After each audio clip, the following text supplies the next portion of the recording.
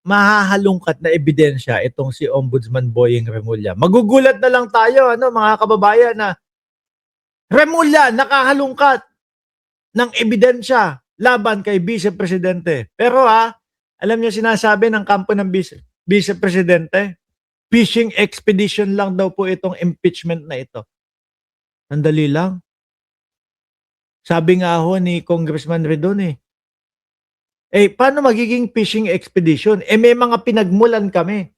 Merong mga resibo galing sa Office of the Vice President, merong mga resibo galing sa Department of Education na pinanghawak o pinangunahan ng Vice Presidente, isinabmit sa COA na walang mga hiwalay o separate na mga envelope para ipaliwanag kung sino-sino yung mga nandoon sa loob ng mga Mary Grace Piatos.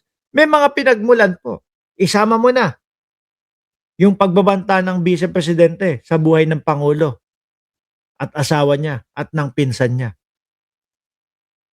Yung sinasabing fishing expedition, mga bossing, naghahagilap, yung walang pinagmulan, tapos nag-iimbestiga, nagpapaganyan, tapos wala namang maipaliwanag. Meron po Ang wala po, yung paliwanag nila at yung kanilang depensa. Yun ang totoong wala, mga kababayan. Bank accounts ng BISE, legal na basihan kung may immunity from suit rin ng Vice President at kung maaaring isumite ang resulta ng kanilang mga sariling investigasyon sa Kongreso.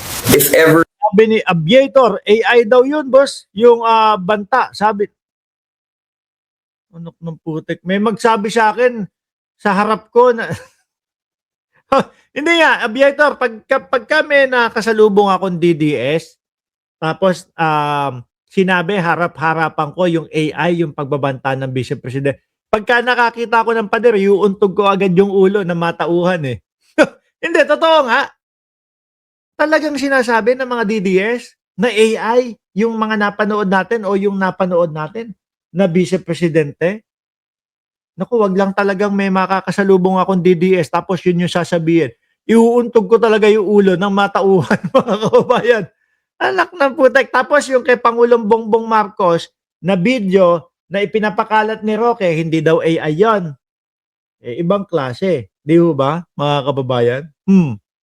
Ibang klase itong mga DDS na to.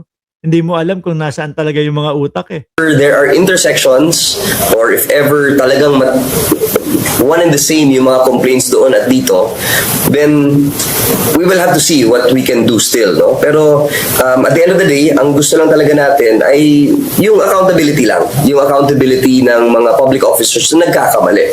Evan Alvarez, UNTV News and ito pa, si Ombudsman Boying Remulla, dito niya pala sinabi, mga boss chipamo, sir, yung tag-init daw po, lalong magiging tag-init, yung tag-init, lalong magiging mainit daw po. Sir, bago mag-uwi. Yan ano tawag doon? Sunlight. Ngayong tag-init, iinit, sinasabi ko sa inyo. Ito. Yan ang maganda, mga kababayan. Ngayong tag-init, iinit. Tapos marinig mo pa, na tutulong sila sa abot ng kanilang makakaya kung ano yung kinakailangan ng Kongreso versus Sara Duterte. Sabi ni pinsan ko si Sunshine na sumusubo, naku, ano kaya kinakain ito?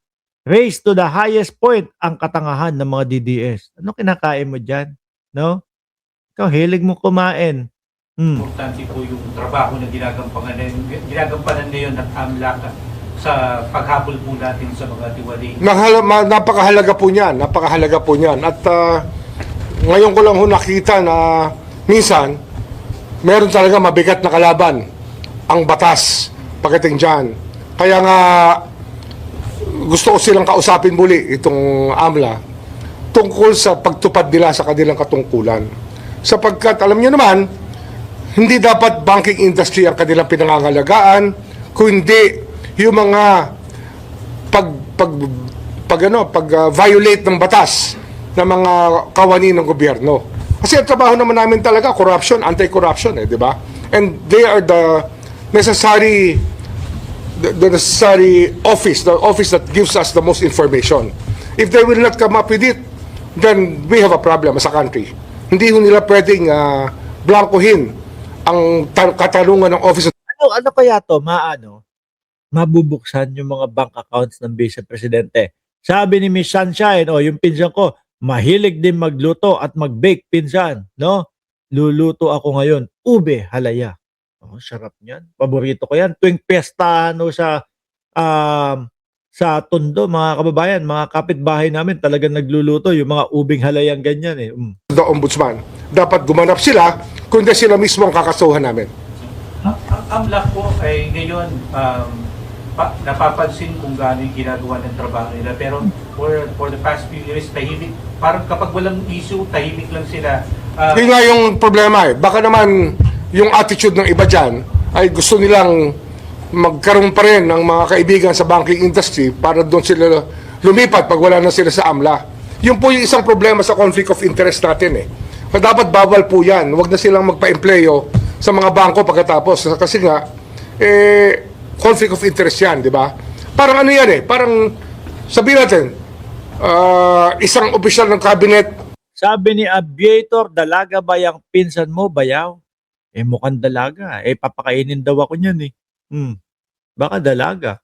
Papasok sa kumpanya Kapag hindi, magseselos yung bata niya, no? Di ba? na kanyang pinakikialaman nung araw. Ganun po yan. Dapat wag sila ganun. Hindi ho dapat nila ginagawa yun.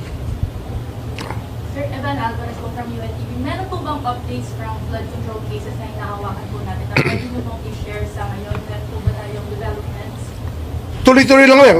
Araw-araw nandito kami. Araw-araw kinakausap namin yung mga kailangan kausapin. Nag-case meeting kami. Every day, not every working day. Minsan pati holiday, nag-uusap-usap kami. Pero may mga bagay kasi, kagaya niyan, kung update sa flood cases, hintayin na lang natin pag na-file na, bago namin sabihin sa inyo, yung mga bagay-bagay na bumabalot sa isang pagkilos ng Office of the Ombudsman. Kaya lang, natutulo tayo eh. Pagka tinanong tayo ng speculative question, mamaya, kami mismo yung pananagutin tungkol sa aming sinabi. Kaya hindi nyo na ako makukunan ng ngayong mga impormasyon kung hindi rin naman tagos sa katotohanan.